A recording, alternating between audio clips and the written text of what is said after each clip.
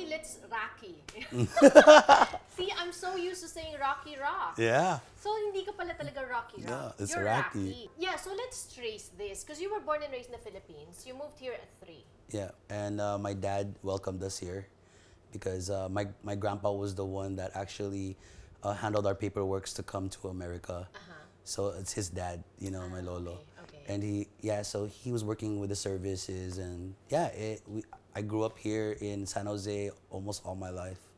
And then I moved out to LA when I was 21. But see, you've lived in other countries too. You've lived in Spain. Yeah, You've Spain, lived in Bali. Indonesia, right? Indonesia. And this is all because of your music. It's 'cause of you're DJing. a DJ. Yeah. So I got into DJing because my stepfather, his nephews were DJs, and at that time they were gonna become nurses. So they were like, "Hey, Rock, we're not gonna be DJing that much anymore. You want to use the equipment?" So I said, "Oh yeah, sure." So I got to use the equipment, and it was throughout the whole high school years. I started practicing a lot, you know, and even when my mom was like, "Oh, siguraduhin mong mag-study ka dyan sa kwarto mo, ah." So I go, "Yeah," but when I have my door locked, I'm in there practicing. You know, I'm not even doing my homework. You were studying. You were studying Yeah. a different thing lang, not your homework. Hindi lang homework. So, But yeah. you got your big break. Your first big break was when you won a competition. It was in 2001. I stepped into this Guitar Center. It's a music store. A lot of like promotion. I saw it and I was like, "What is this?" And they said, giving out a brand new Ford Focus. Wow. Okay. Yeah, and it says DJ competition. And then that moment came and I was like, I'm gonna practice for this. And I've been doing it for so long already throughout my high school years. And my experience of just like putting a DJ set together was very on point. So I was ready for something like that. What's it like to put a DJ set together? What does that mean? Like, you know, DJ set is just little pieces of people's music and you doing tricks with it. Like that. right. You're gonna teach me that, right? Yeah, You're so gonna yeah. teach me how to do that. Oh, got you. Teach you how to scratch. Was that the time when you thought you were gonna take it seriously, or even before that you knew? This is when actually I had my mom pick up the car and I had to prove to her that the DJing is my life because she wanted me to be a nurse. You know, she wanted me to be a doctor. Imagine you. I can't imagine I you being a cannot. nurse. I cannot. I was like, "Mom, so I want you to come and me pick up this car." And she goes, "Well, really? What car is this, right?" So we picked it up together, and then she's like, paano to? Ano to? Babayaran natin to? No? Right? And I go, "Hindi." I go, "Libre yan. I just won it from a competition." Sabi niya, "What?" Yeah, sige. And then mag-DJ ka na. Like, that's where she was like, accept. Right. So I won the car 2001, right? In 2004, I went to the Philippines and I put a concert together for Black Eyed Peas. I went out there because my tito died and I wanted to do something in the Philippines just because I didn't like this energy that, you know, just leaving it, and I wanted to make an impact with it, you know. Right. I made the concert and then I opened up for them as an artist. This was at the CCP grounds, Yes. which you packed with 25,000 5,000 people. Congratulations. Yes. That was huge. It was huge. Right? It And then was you huge. opened for it, so that's what Yes. got you started with the Black Eyed Peas. Yes. From there, I went back home to the Philippines a year later in 2005. I started assisting Polo Molina, which is the manager of Black Eyed Peas. And I was just helping out, assist the guys, Kuya Apple especially, you know. Yeah. And and then we even did jeepney music, and it was really cool.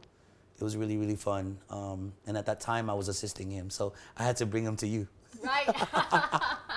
And then this story of like Will telling you, "Hey, I want you to work on the new album." Tell us about that. Yeah, so I was working in the office one day. It was lightweight raining, and I was just like getting called. Like, he's like, "Yo, you gotta be here, or you won't be able to scratch." I was like, "Okay, cool." And I remembered just driving on, I think it was like 134, one of the freeways here. And I got in an accident. Like, I got in an accident because I was trying to rush, Right. you know.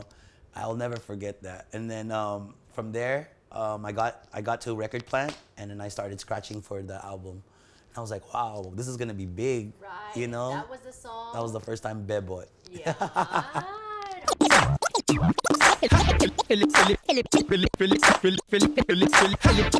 Filipino. DJing kept me going, you know. That year also, I was the Linkin Park DJ champion in 2001.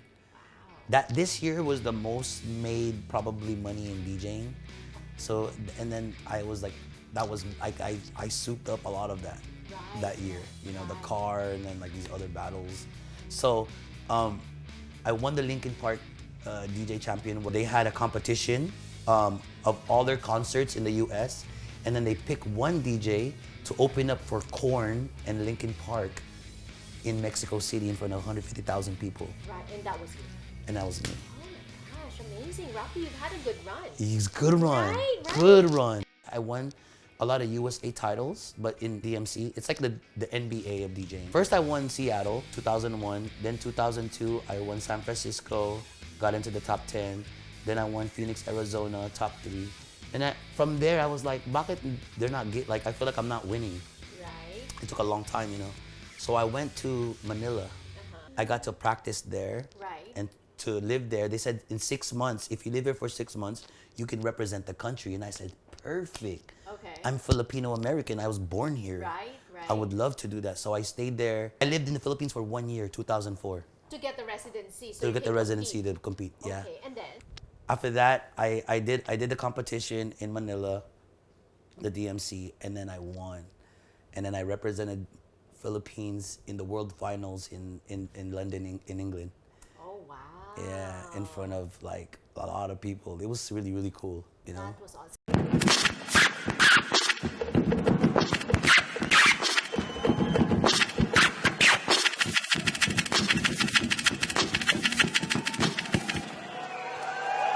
Rocky Road.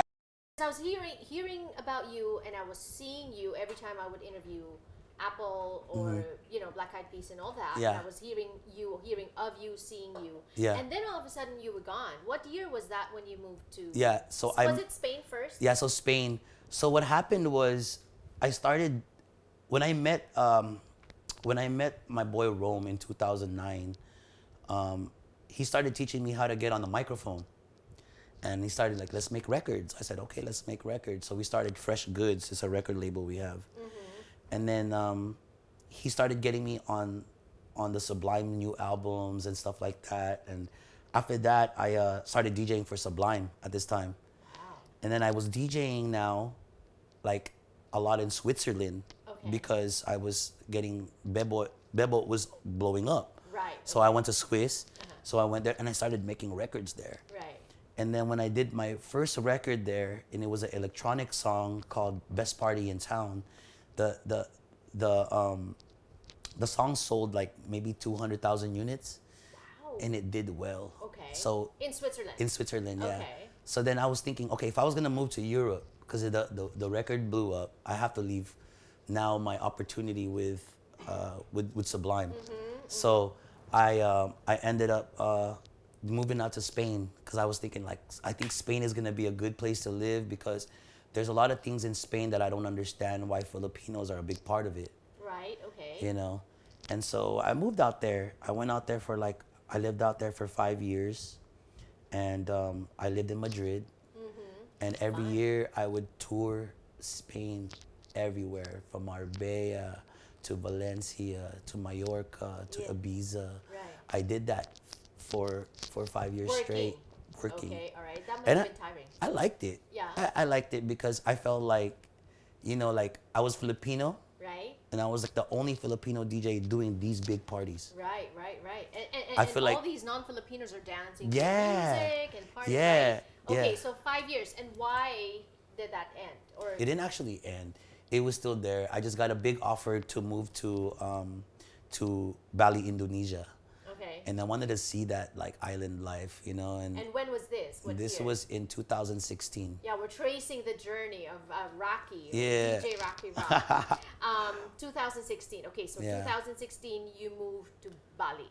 Yeah, I moved to Bali. Okay, and and I what was was that there like? it was beautiful. Like they gave me my own spot. Like it was like a hotel pretty much, but that's where I lived. Right. Oh, how fun, right? And then and then they gave me like a scooter so I could drive the scooter to go around. Island. Yeah. 2016. 2016. That wasn't too long ago. That was 5 years ago. Yup, Right? yup. Okay. And so you were doing well there. And how long did that? That was 2 years because they wanted a DJ that was from Asia that was doing it big, you know. So I was like, well, that's probably me, you know. So Right. I had to get that. Of course. Okay. And then so you got it. I was there for 2 years. And so why did you leave that life?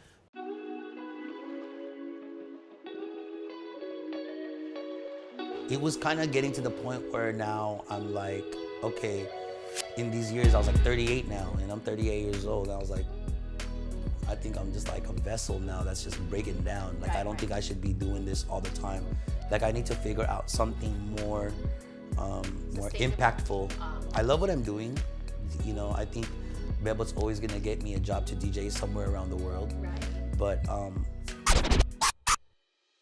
2018, I went to DJ in Korea, and I was just DJing there for like a couple of weeks, and I touched something on my eye, you know, just because I didn't wash it, you know, and I got this thing called uveitis, and it made me lose some vision. Wow. Yeah. Even to this day? Even till this day, I'm still in treatment. Yeah. When I got this, I was like, wow, what the heck is going on here? I started losing my eye. I started both, yeah. 2019, that whole year, I was blind. Wow. That's where I found out I got diabetes, and then I found out I had also high blood pressure. Oh my know? gosh, Rocky. You're breaking down. Yeah, like a broken car. Yeah. So the September of last year, I got my right eye, and then on my birthday, I got my left, and I got to see back on my birthday. Oh wow. You know what I'm saying? Yeah. So it was kind of like God was like telling me, "Yo, take care of yourself," you know, and like, you know, don't be living it to the fullest like that. What have you learned at this point? For real, like I kind of got scared a little bit of just going out to like, you know, going out to different countries at the moment. The pandemic happened, I found Kumu. Yes. And so when I found Kumu, you know, there was a lot of opportunities that happened and how I can help out the community.